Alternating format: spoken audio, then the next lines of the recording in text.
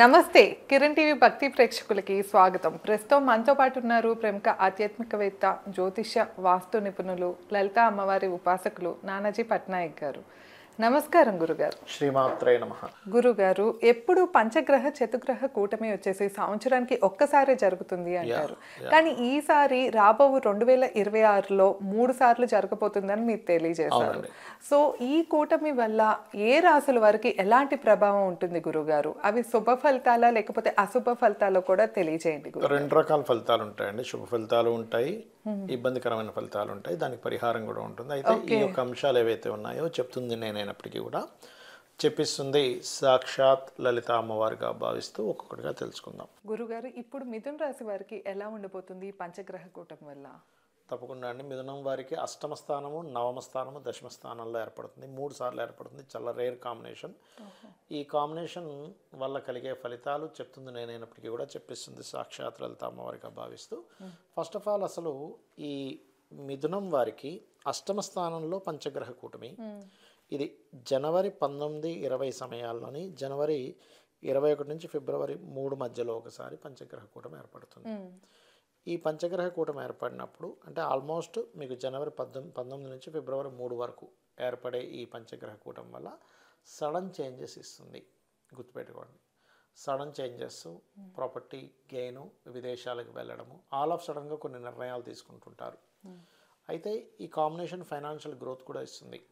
కాకపోతే వీళ్ళు ఎక్కడా కూడా ఎవరితోనైనా మాట్లాడేటప్పుడు, ఎందుకంటే మేషం నుంచి 3వ స్థానంలో కేతువు సంచరిస్తూ అష్టమంలో ఇన్ని గ్రహాలు సంచరించేటప్పుడు ఎవరితోనైనా మాట్లాడేటప్పుడు ఉద్యోగ సంబంధించిన విషయంలో ఈ జనవరి 19-20 అంటే 19 నుంచి ఫిబ్రవరి 3 సమయంలో జాగ్రత్తగా ఉండాలి. ఇక వీరికి 9లో అధిక గ్రహాలు సంచరిస్తాయి. ఎప్పుడు ఈ యొక్క 18 ఫిబ్రవరి నుంచి ఆల్మోస్ట్ మార్చి 14 వరకు 9వ స్థానంలో పంచగ్రహ కూటమి ఉంటుంది, 4 గ్రహ కూటమి కూడా ఉంటుంది. అలా ఉన్నప్పుడు వీళ్ళకి ఏంటంటే ఉద్యోగ బదిలీలు ఉంటాయి. ఓకే, అండ్ అలాగే ఇక్కడ కొంచెం ఫైనాన్షియల్ విషయంలో ఎవరికైనా ధనం ఇచ్చేటప్పుడు అది కొంత జాగ్రత్తగా ఉండాలి. కాకపోతే బ్యాంక్ నుంచి ఓడీస్ రావడము ఇటువంటివి మాత్రం చక్కగా ఏర్పడతాయి, దానిలో ఎటువంటి ఇబ్బంది లేదు. కాకపోతే ఏంటంటే కొంచెం ప్రాపర్టీస్ తీసుకునేటప్పుడు కొంత జాగ్రత్త వహిస్తూ ఉండాలి. అండ్ సంతాన యోగాన్ని ఇస్తుంది. 9వ స్థానంలో అధిక గ్రహాలు ఉన్నప్పుడు సంతాన యోగం, పుణ్యక్షేత్రాలకు వెళ్ళడము, కొన్ని పితృకర్మలు చేయడం ద్వారా వాళ్ళకి కలిసి రావడం ఇటువంటివి ఇస్తూ ఉంటుంది. కాకపోతే ఉన్న ఉద్యోగంలో మారితేనే బాగుంటుంది.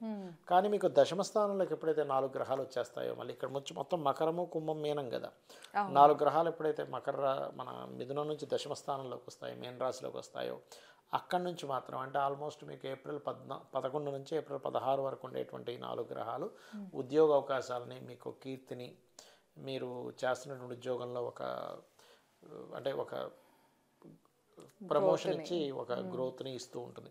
కాకపోతే ఇక్కడ మాత్రం మీరు ఎట్టి పరిస్థితుల్లో ఇన్వెస్ట్మెంట్స్, విదేశాలకు వెళ్ళేటువంటి ప్లానింగ్స్ అవి చేయకూడదు అనేటువంటి చాలా స్పష్టంగా చూపిస్తుంది.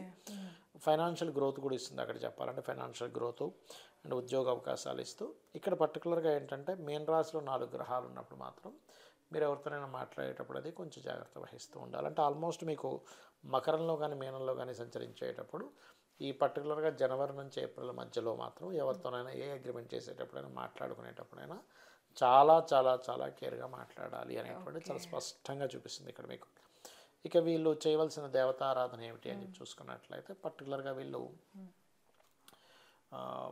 అమ్మవారి యొక్క ఆరాధన, లలిత అమ్మవారి యొక్క ఆరాధన చేస్తూ నవగ్రహాల్లో రాహు, కేతు, శని, కుజ గ్రహాల దగ్గర దీపారాధన చేయడము, మరియు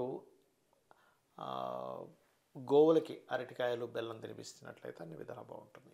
ఓకే గురుగారు.